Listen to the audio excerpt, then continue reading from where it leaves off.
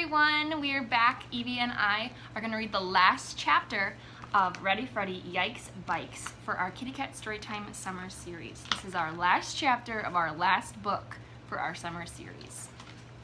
This chapter is called The Real Winner.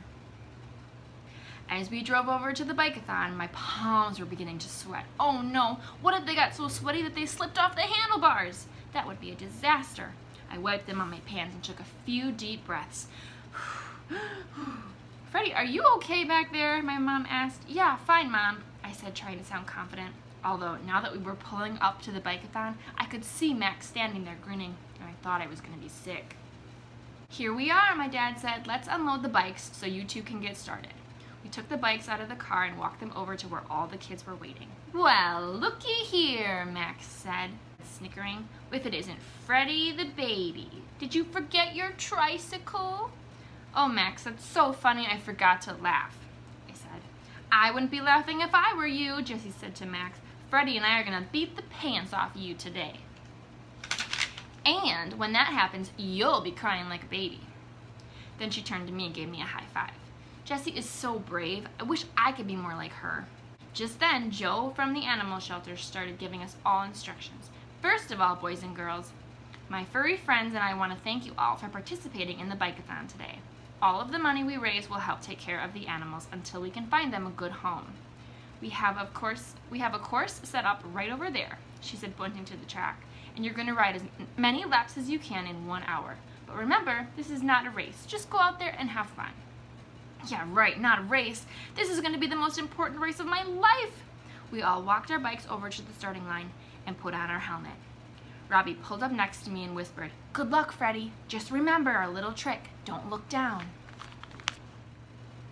Here's the picture of Jessie telling Max that Freddy's going to beat him. Thanks, Robbie. I'll be looking straight ahead the whole time, and Max will be looking at the back of my head, I said, laughing. Joe gave the signal to go, and I hopped on my bike and took off. We had a great start, and I was feeling pretty good, but then Max whizzed right past me. He smiled and waved. "So long, sucker," he called out. Oh no, this can't be happening. I thought, I'm doomed. Whatever made me think I could beat Max Sellers? My bike started to wobble a little bit and I was losing my concentration. I was about to fall. Then I heard a voice from behind me. "Come on, Freddy, you can do it. Show that big bully you're not a baby." I smiled.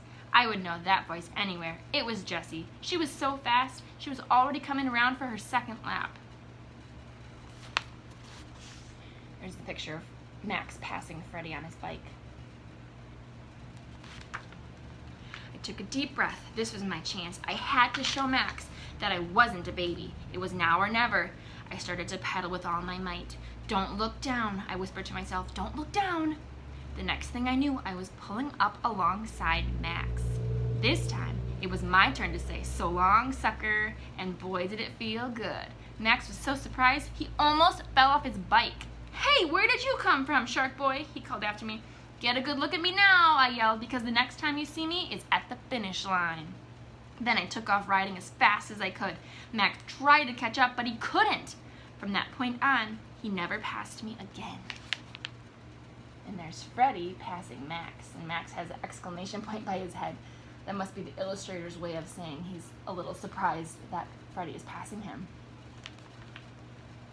When it was all over, Jessie and Robbie jumped off their bikes and came running over to me. Jessie hugged me and jumped up and down, yelling, "We did it! We did it!"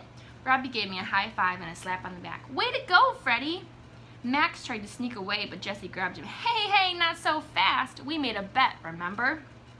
Freddy and I need to tell you what we want for snack on Monday. Then we all started laughing so hard that I thought I was going to pee my pants. Thanks to my two good friends, Jessie and Robbie, today was the best day of my life. Max could never call me a baby again. And the real winners were the animals. I rode a total of 40 laps and raised $52 for the animal shelter. Now, if I could just convince my mom to let me have a dog.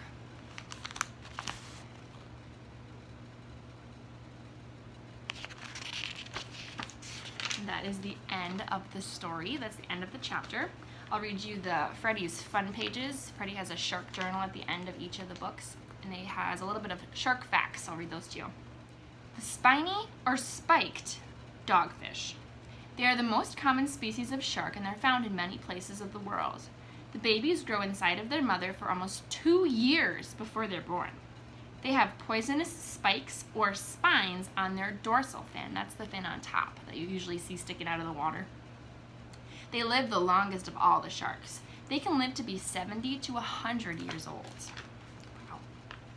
I hope you enjoyed Kitty Cat Storytime with Eevee and Ivy this summer with me and reading our Ready Freddy stories. It's been so fun to be able to send you videos like this throughout the summer, and I really hope that you have a great start to your school year.